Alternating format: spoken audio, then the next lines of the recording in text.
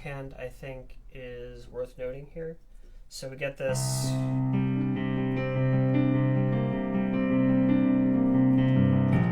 And then when we jump up to here, it's an octave. And then a very similar pattern.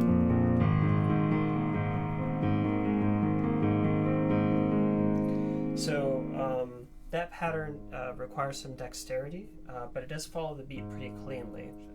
The right hand is pretty easy.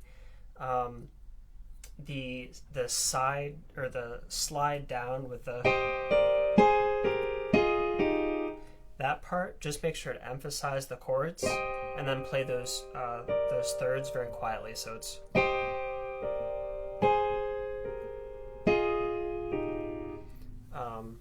not quite that pronounced, but that's generally the idea. Because that is the melody is just those descending chords, and the thirds just sort of pad it. And then for the left hand, the fingering, I think I do pretty poorly.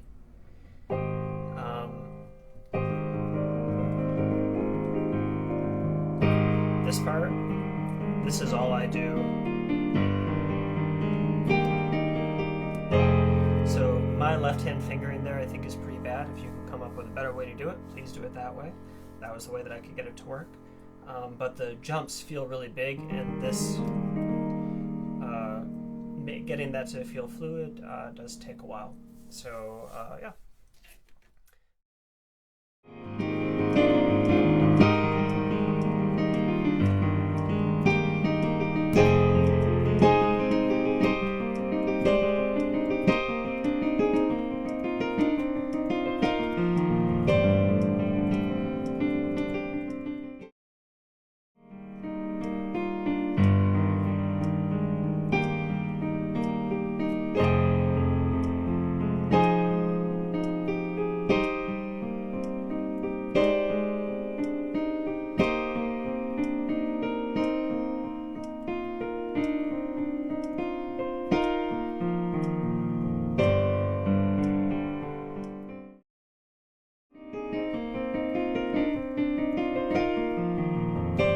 So all that movement up, I found really difficult to get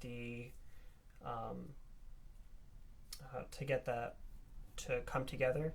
In particular, I don't know why they have why it's written with these filler notes. So it goes that like initial note, the initial single note on before those chords. I don't really know what they add. If I was to learn it from scratch, I might just leave it out, because when I listen to other recordings, I can't really hear those notes, and I kind of think it sounds better without them. At the very least, instead of doing what I'm doing, which is sort of like a repeat, like that, maybe play it with the bottom note of the chord and then the third like that, and then live the whole chord ring so it's up, but instead it's, I think that sounds better.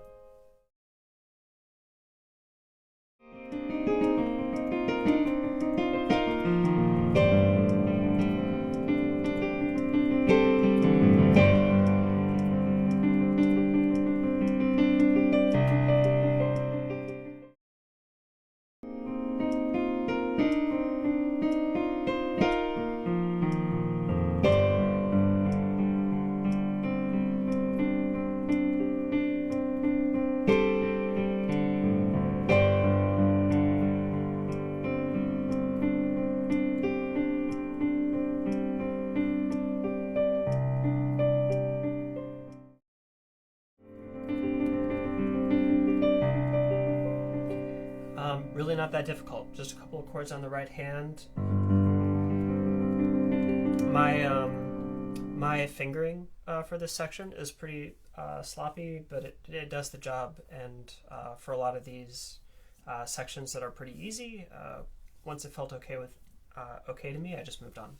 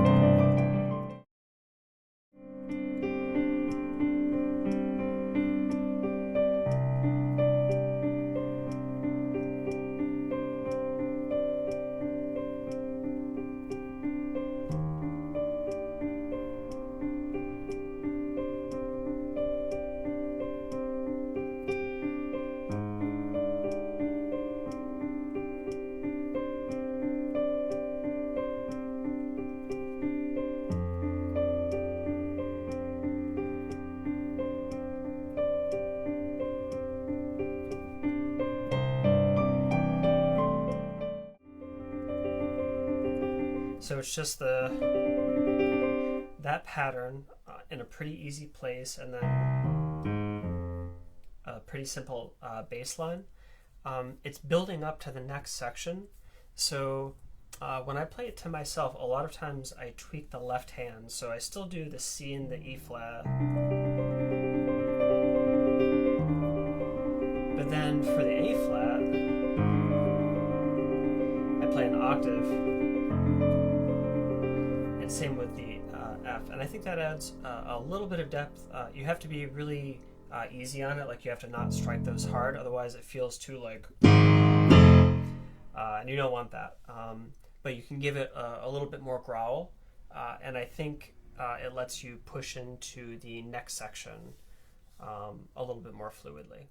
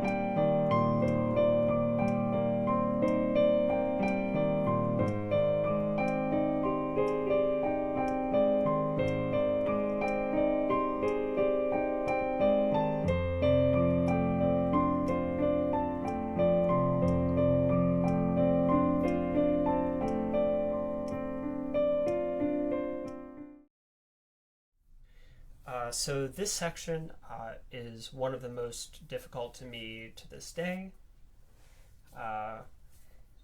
The left hand, right hand coordination just feels kind of difficult. However, there are lots of tricks to help you with it. This doesn't extend for very long. It's 91 through 98, so it's only 8 measures. And in those 8 measures, the left hand, 91 for the left hand repeats in 92. So, and then 93 and 94 are the same, 95 and 96 are the same, 97 and 98 are almost the same. So the left hand is repeating itself. It's going... That's the first and second measure. What you're getting is like a 1-5-1 on C, and then you're getting this chord just sort of arpeggiated out, and then again,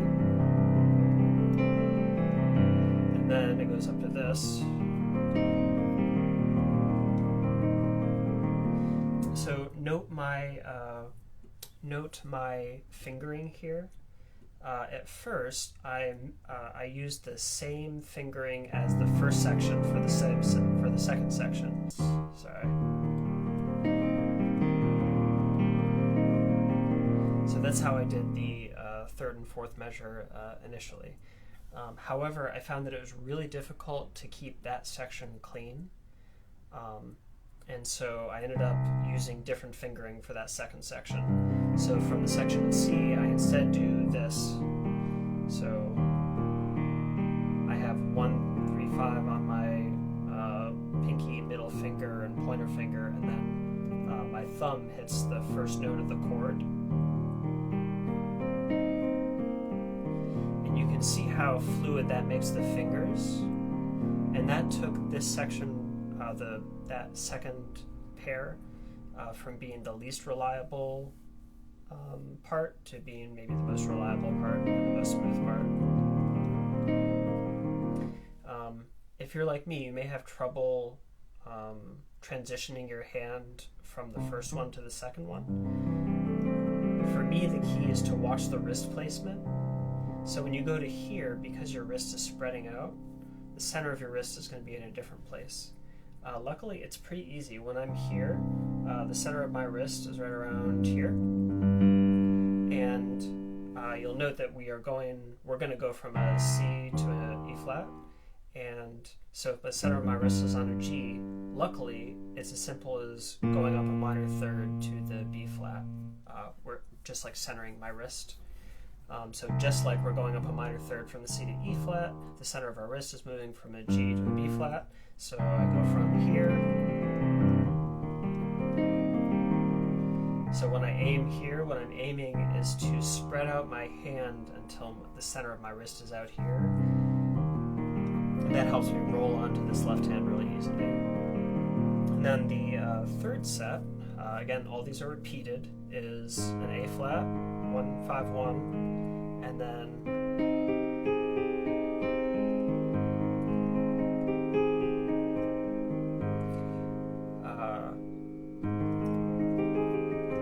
a F, 1, 5, 1. It stops there on the second one, so it's and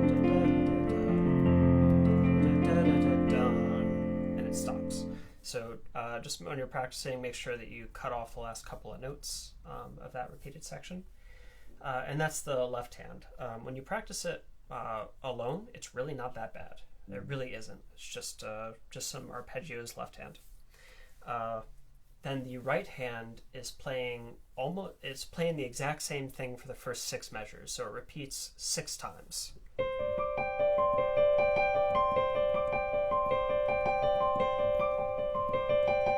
Over and over again.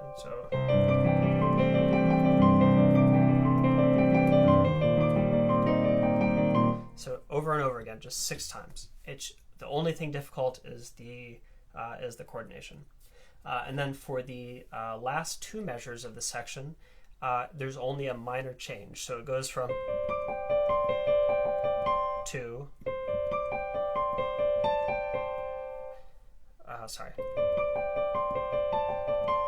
so it's just that, it just adds that A there while you're on F. So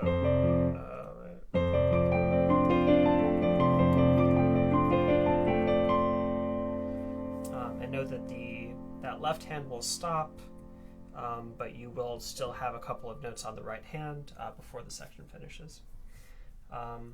So this is a section that from a coordination perspective was really tough for me, but in terms of just learning the notes, it's really quite easy.